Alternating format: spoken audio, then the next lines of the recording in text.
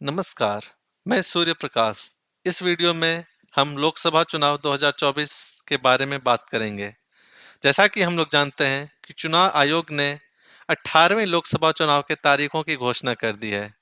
चुनाव हमारे देश में कुल 7 चरणों में कराए जाएंगे। पहला चरण 19 अप्रैल से लेकर 7वां चरण 1 जून को कराए जाएंगे और चुनाव के वोटों की गिनती 4 जून को की जाएगी।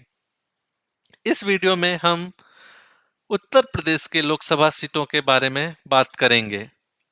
जैसा कि हम लोग जानते हैं कि उत्तर प्रदेश हमारे देश का सबसे बड़ा राज्य है और यहाँ कुल 80 लोकसभा सीटें हैं।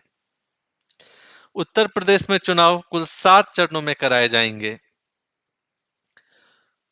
तो जैसा कि हम लोग जानते हैं कि कुल 7 चरणों में चुनाव कराए जाएंगे, तो मैं इस वीडियो में आपको कुछ वीआईपी सीटों के बारे में बताऊंगा और वहां किस तारीख को चुनाव कराए जाएंगे इसके बारे में जानकारी दूंगा।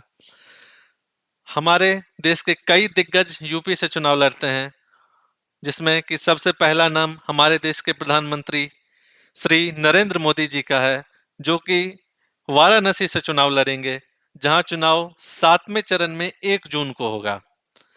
फिर उसी प्रकार समाजवादी पार्टी से शिवपाल यादव जी, जिन्हें बदायूं से टिकट प्राप्त हुआ है, वो 7वें चरण में 3 मई को वहां चुनाव होगा। दिनेश लाल निरहुआ जी, जिन्हें की बीजेपी से आजमगढ़ सीट से टिकट प्राप्त हुआ है, वहां चुनाव 25 मई को कराया जाएगा। डिम्पल यादव जी, जो कि मैनपुर से चुनाव लड़ेंगे, 7 मई को वहां चुनाव कराया जाएगा। राजनाथ सिंह जी, हमारे देश के रक्षा मंत्री, जो कि लखनऊ से चुनाव लड़ेंगे, 20 मई को वहां चुनाव कराए जाएंगे। स्मृति ईरानी जी अमेठी से 20 मई को चुनाव कराए जाएंगे। हेमा मालिनी मथुरा से 26 अप्रैल को वहां चुनाव होंगे। रवि किशन जी, भोजपुरी कलाकार, जिन्हें जनता का बहुत प्यार प्राप्त होता है, वो गोरखपुर से चुनाव लड़ेंगे और 1 जून को वहां चुनाव होंगे। जगदम्बिका पाल, बीजेपी के दिग्गज नेता, डुमरियागंज से चुनाव लड़ेंगे और 25 मई को वहां चुनाव कराए जाएंगे। ऐसा अनुमान लगाया जा रहा है कि राहुल गांधी इस बार अमेठी से शायद चुनाव न लड़ें, क्योंकि उन्हें वायनाड से एक बार फिर से कांग्रेस ने उतारने का फैसला लिया है।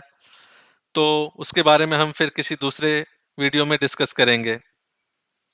जहां तक वर्तमान परिस्थिति की बात करें, तो यहाँ पर समाजवादी पार्टी ने कांग्रेस के साथ अपना गठबंधन किया है लोकसभा चुनाव के लिए। उसी प्रकार बीजेपी ने अपना दल राजभर की एसबीएसपी पार्टी और राष्ट्रीय लोक दल के साथ अपना गठबंधन किया है। बहन मायावती जी ने, जिनकी बीएसपी है, बहुजन समाजवादी पार्टी, ने अकेले चुनाव लड़ने का फैसला किया है। ये इस चुनाव को और दिलचस्प इसलिए बनाता है क्योंकि समाजवादी पार्टी और बहुजन समाजवादी पार्टी दोनों की राजनीति अल्पसंख्यकों को लेकर होती है। दोनों ही एमवाई फैक्टर को ध्यान में रखते हैं और कयास ये भी लगाए जा रहे हैं कि यूपी से भी अवसुद्दीन ओवैसी अपने पार्टी को चुनाव में उतारें और कुछ लोगों को यहाँ से टिकट दें। और अगर ऐसा हुआ तो ये दिलचस्प होगा कि मुस्लिम किसे वोट करते हैं, और अगर वोटें बटी तो फिर मुकाबला दिलचस्प होगा। हमारे प्रधानमंत्री ने इस बार ऐसा नारा दिया है कि अब की बार 400 पार।